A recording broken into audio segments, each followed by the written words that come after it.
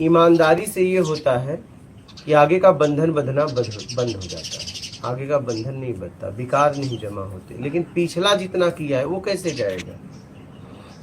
उसके लिए आपको सत्कर्म करना पड़ेगा, उसके लिए सत्कर्म करना पड़ेगा। या तो फिर आप कोई कर्म ना करो, या तो फिर कोई कर्म ना करो, कर्म ही छोड़ दो, बस इंतजार करो, तो भी आप मुक्ति से मोक्ष तक पहुंच जाओगे।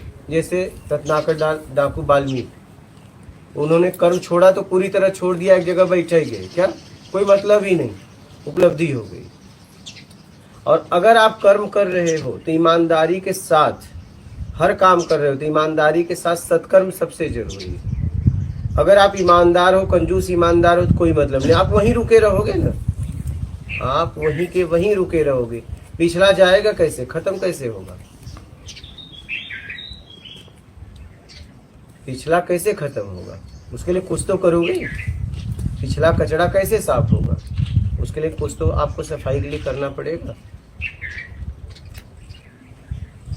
या तो कुछ मत करो, करना बंद कर दो पूरी तरह, कर्म को छोड़ ही दो और बैठ जाओ एक पेड़ के नीचे, कहीं भी मिल गया तो खाया, नहीं तो राम राम, तब भी उपलब्धि हो जाएगी। लेकिन फिर कोई मतलब नहीं, हाँ, किसी से न बातचीत, न उठना बैठना, लेन देन, कोई मतलब नहीं। बस जितने में आप जी सकते हो उतना खाना, मिल गया तो, नहीं मिला तो इंतजार करो निकलने का। नहीं मिला तो बना खा लेंगे। बोले फिर वही तो गड़बड़ है, बना खा लोगे तो आगे कर्म में ना। फिर नहीं, मेरा खाने का मतलब एक बंदा आगे बैठ गया, किसी जगह जाके बैठ गया और चीजें सबसे कांटेक्ट खत्म कर दिया और खुद ही बना के खा भी रहा। तो आ कहाँ से रहा है भोजन?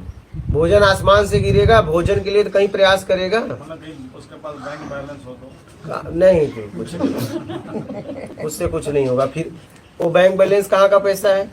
जो कमाया हो। कमाया कैसे है? ईमानदारी से माता कमाया। हाँ, ईमानदारी से कमाया। ईमानदारी से कमाया होता तो भागना क्यों पड़ता? भागना इसलिए पड़ता है कि आदमी जब, अगर ईमानदारी से जिया होता तो भागना नहीं पड़ता। तो ईमानदारी जो जिएगा इसकी जरूरत ही नहीं है इसकी। नहीं, कोई जरूरत नहीं। ईमानदारी, तपस्या, ईमानदारी और सत्कर्म, ये दोनों साथ में है तब जीवन में कोई मतलब होगा। अब पता चला कंजूस ईमानदार बन गए तो भी कोई मतलब नहीं।